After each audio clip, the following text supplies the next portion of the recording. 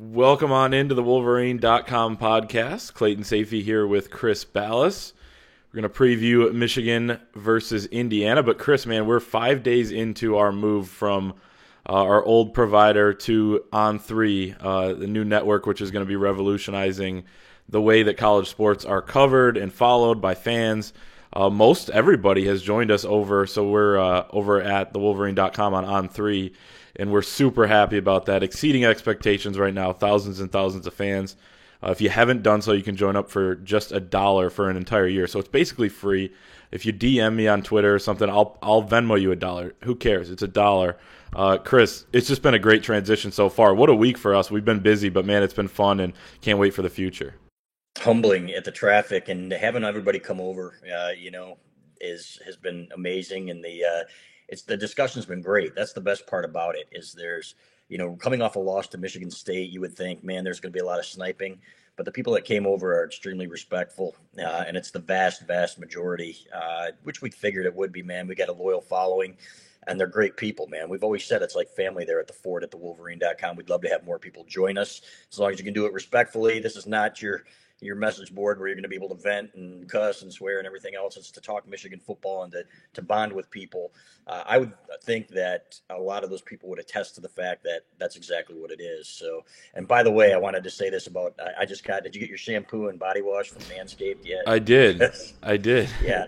The drapes now match the carpet. Let's put it that way in terms of great smell. And it's fantastic, man, how Manscaped takes care of us. Tell us real quick what the code is there and how you order that, because I was blown away. Something just keeps popping up on my doorstep every week, you know? I know. I thought the same thing. I thought we just got a package. They keep sending it Yeah. to us.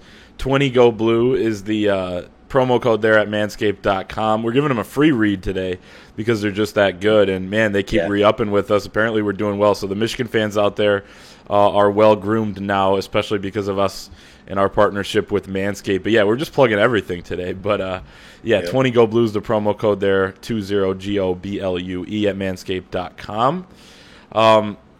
You mentioned the loss to Michigan State. It would have been good for us coming over, but again, we had a great launch anyway. But more importantly, from a Michigan standpoint, I was comparing being inside Schembechler Hall on Monday for our press availability to last week when it looked like Josh Ross and Blake Corum, the way they were talking, the way they were carrying themselves in their body language. It looked like they were ready to play that day.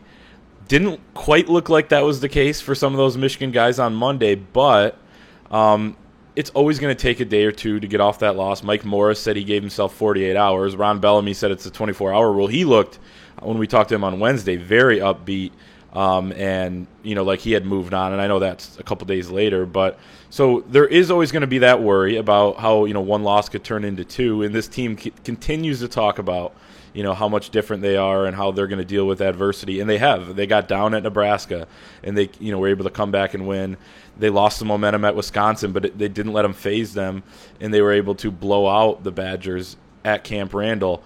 This is the first real test where you actually lose a game. Something in your season as a whole has gone wrong. And we saw the adversity against Rutgers and all that.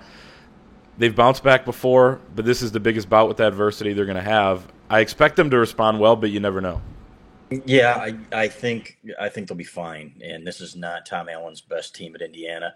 I compared him to the unwelcome uncle who gets invited anyway and always tries to spoil the party. I don't know if you read that, but I thought, man, Yes. They always play Michigan tough, and they have. I don't think this kid at quarterback is going to have a prayer to move the ball. I think this defense, as long as they're prepared for the tempo, which they weren't last week, then I think they're going to be okay. And I think they're going to score enough points to win. And Indiana plays some tough defense at times against the run. I think they stifled Kenneth Walker pretty well in a 20-15 loss against Michigan State. But, now if you're Michigan, you've used your lifeline, right? If you compare it to those cheesy TV trivia shows, you've used the one. It'd be great to have used it at the end of the year, against Ohio State, because that's going to be the toughest game on the schedule. But it was really Michigan State. We thought at the beginning of the year, Wisconsin, maybe, Penn State on the road, which looks easier than it might have been, and still not going to be easy, clearly. But you've used your lifeline a little earlier than you wanted to, but your goals are still in front of you. So take care of business against Indiana and get Penn State You go into Maryland, man, you've got an opportunity here to still do some really good things. If it weren't Michigan State, I think a lot of people would be more willing to look at it that way. And it's harder to be honest, because you gave one away. You were probably the better team. You won all the statistical categories, didn't get the breaks.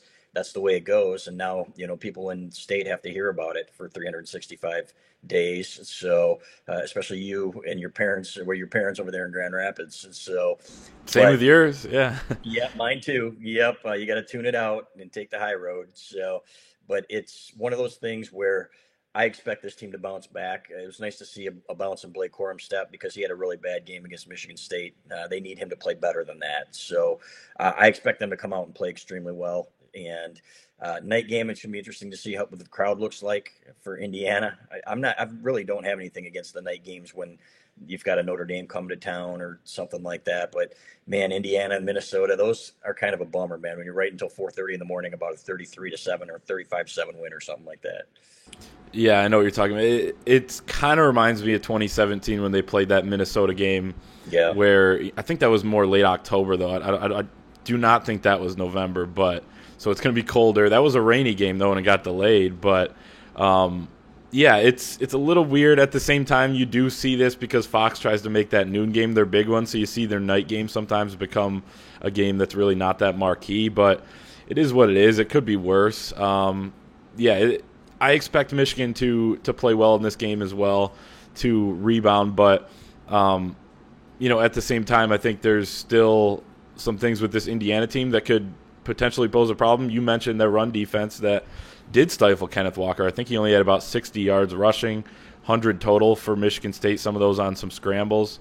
So they can do that to you. And Michigan State, with competent quarterback play from Indiana, which they didn't have, and we can talk about that in a second too, probably should have lost that game. They got a pick six early on in the game, and that was the difference. But and I know that was in Bloomington, but we're talking about a team that has hung in there with a team that beat Michigan. So, and I know it's not the transitive property, but they can rise up and play a good game.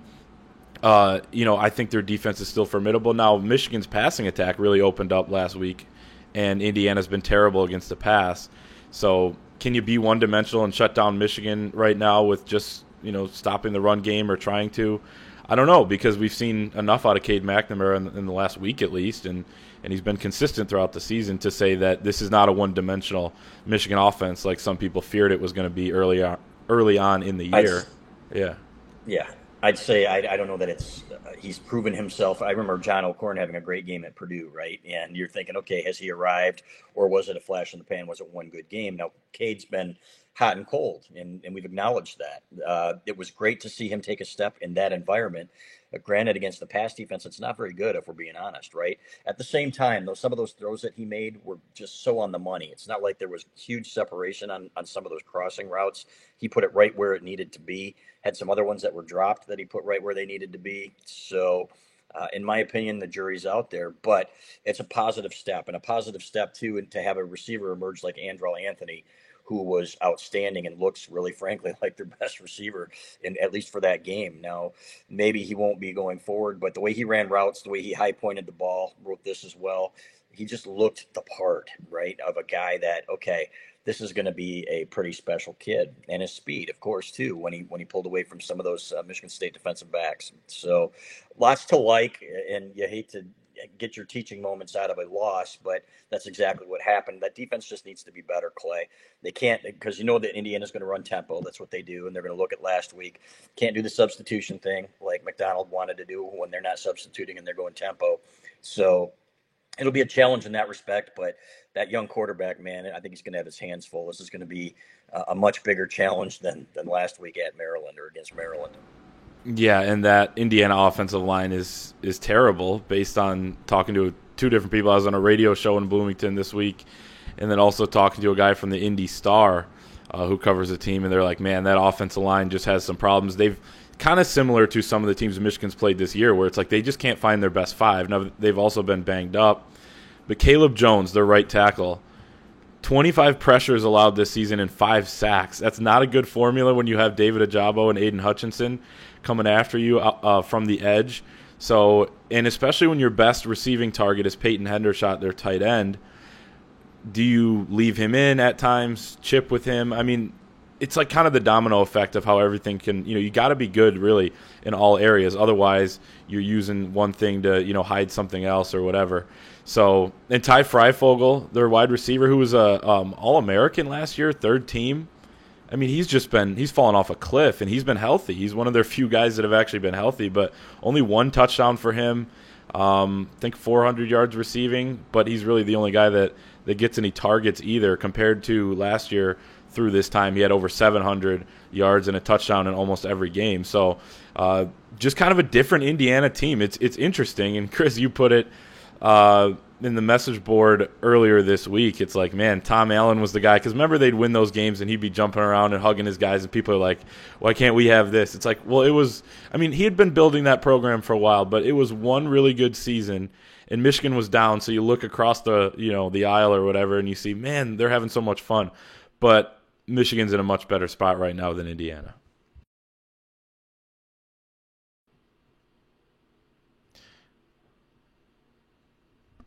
I can't hear you for some reason. Look at Oh, there you go. how Michigan responded and how much fun they're having now when you've got the jump around thing going at Wisconsin, and you're doing. You can just see it. It's a year-to-year thing. Last year was a COVID season, right? Where okay, and I get that everybody was in the same boat. Michigan had a few more talented guys sit out than most teams, right? So, and they just never got into the groove. There were no crowds at Michigan Stadium. That's kind of a big deal, right? When you've got the big house and 100 and something thousand fans. So, in my opinion, Tom Allen I don't think he's a flash in the pan. I think he's a solid football coach, but you're going to get that every year where, man, wouldn't you love this guy? Look what he did at Indiana, and who could do that at Indiana? Or, well, anybody can do something for 1 year. We saw Brady Hoke do it. Mel Tucker's having a good year. Is he going to parlay it into a job at LSU? Is he going to stick around? Whatever. We don't know who he is. He's got 20 transfers coming in. Now all of a sudden he's a coaching god. So you don't know. Look at Rich Rodriguez. Everybody thought he was outstanding. You get here, you just don't know. So, in my opinion, it was overblown, but that's what a message board is, right? People reacting on the spot to stuff. And, man, why can't we have this guy or why can't we have that guy? And you don't know yet what Tom Allen is, but we think he's a solid coach. But certainly, that was an overreaction. Definitely, and they've dealt with their fair share of injuries this year. This is kind of their weird year in that aspect, but still, like I said, Freifogel's an example of, maybe they were just playing a little more, better than their potential last season, and they were capitalizing off of Michigan being down, Penn State being down, and Michigan State being down. They really rose up, but they were trending in that direction. But still, those three programs being not good last season in that division. Indiana picked third to win, or not to win, but picked third in the division this year coming into the year, and it doesn't always shake out like we think.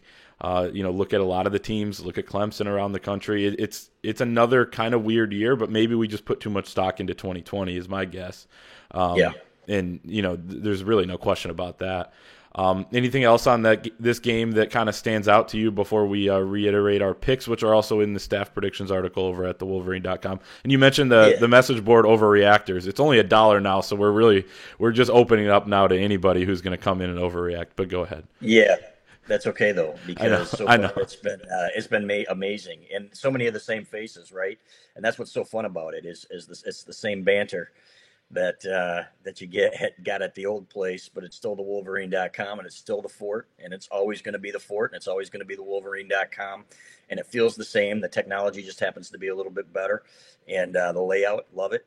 So really been thrilled, man, about the move. Anything else on the on this matchup in your prediction? I got Michigan. I think, what did I say, 37-6 or something like that? Yeah, they're 37-7, I believe. Sounds right. Yeah. Yeah, some field goals in there because I don't think they're going to solve all their red zone woes in 1 week. But I think they'll move the ball at will, as long as they're crisp, and I think they will be. This was a week for a lot of guys to rest. That was a physical game. There were a lot of banged up guys. You see it for Michigan State too, going up against Purdue, which should be an interesting game tomorrow in West Lafayette. So the way they were celebrating in that locker room with their cigars and everything was like they just won the Super Bowl. So we'll see how Michigan State comes out, but lots to play for, Clay. That's what it really boils down to. You got to take care of business in a game like this. It doesn't have to be pretty. Just take care of business, go to Happy Valley, get your guys back and take care of business there. And then we're back having fun again. Yeah, I've seen a lot of. I actually saw a couple people on the message board today say that they're more excited for the Wayne State exhibition basketball game than they are for the like. How I don't know if they just think that's the case for them. Like once tomorrow comes, there's no way that's going to be the case because tonight, if you're that excited for an exhibition basketball game, you're going to be disappointed. And I'm excited for it generally, but like it doesn't come close to football in terms of Nope. you are a fan if you're a Michigan fan right now of the number Right. 7 team in the country that has one loss. You said it earlier. If that loss was to Wisconsin earlier, they bounced back, beat Michigan State. And I know that rivalries are a thing. I'm not downplaying that, but just for the sake of like the big picture, I mean, you better be damn excited about this game too. Right. And we're getting kind of in November. Well, we're in November, but that portion of the season where you got to take that mental picture, as I talk about, where I mean, we're getting close to the end here, and there's a bunch of months out of the year that we don't get this. So don't get too excited about an exhibition basketball Right. game. You still have a ton to play for in November if you're a Michigan fan. You mentioned it, a huge game next week. So if they win this, I assume the excitement will get back up. But Yes. it's just kind of interesting to see. I'm not going to say fickle because Michigan fans are not fickle, but there's some fickleness there, if that's a word. And it's a little disappointing, but I guess not totally unexpected from a fan base that expects a lot. Well, I have 30. You gotta beat Yeah, Michigan go ahead. State. We got to beat Michigan State when you're supposed to. I'm Yes, sorry. Yeah, yes. that's going to linger no matter what. That was a winnable game, and they didn't get the breaks, but there were coaching mistakes too that you can't make, and mistakes in that game that you can't make. So yeah, that one's going to linger for a little bit. 100%, but I still Yep. think you can be, snake bitten or whatever, feel that way, Yep. sour grapes about one game and still realize that there's a lot on the table still. Yeah, I mean, it was no doubt that was a tough loss, and there should be criticism, there should be all of that, disappointment, anger, all that about that loss, but still, this is still a big game because you're in contention. Like you got to win all these games here. I have 31-10 as my prediction. Wouldn't be shocked if Indiana is closer to where you said, around 6 or 7 points, because that offense is just terrible. 22 points a game. They're in the hundreds in total offense and scoring offense, like 300 yards. So I could see Michigan just completely stifling them, but I'll give them the benefit of the doubt, and maybe they hit on one or two big plays. And by the way, talking to some people down there's not a 0% chance that Michael Penix doesn't come back, or Jack Tuttle, who's not very good either. Kind of reminds me of John O'Korn. No offense to either of them, I guess. But Michael Penix, also talking to guys down there, Michael Penix, before the injury, too, was not good. Wasn't good. 7 interceptions, 4 touchdowns, and I know he was coming off of an injury in the offseason. He's just had too many of those, and sometimes it can pile up. You've kind of seen it with Alan Bowman, too, in his career, with a shattered ankle and a collarbone and a popped lung and all that. So, maybe just even if he is back, I don't know if he's necessarily going to be the same guy. I agree. But just to note that he could come out there and play, because it's just been super tight-lipped over there. But we expect Donovan McCulley, 18-year-old, not going to be 19 for a while. He's very, very young, but give him credit for standing back there. Any final thought on this game? Nope. I think Michigan takes care of business. Let's take care of it and talk about it at the Wolverine on 3 and move forward. Sounds good. $1. You can join us, get all of our premium articles, and join the thousands and thousands of Michigan fans over on the Fort. So just go right to thewolverine.com. It's plastered all over the front page to get that deal. Limited time offer, so make sure to take advantage now, and we will see everybody over there.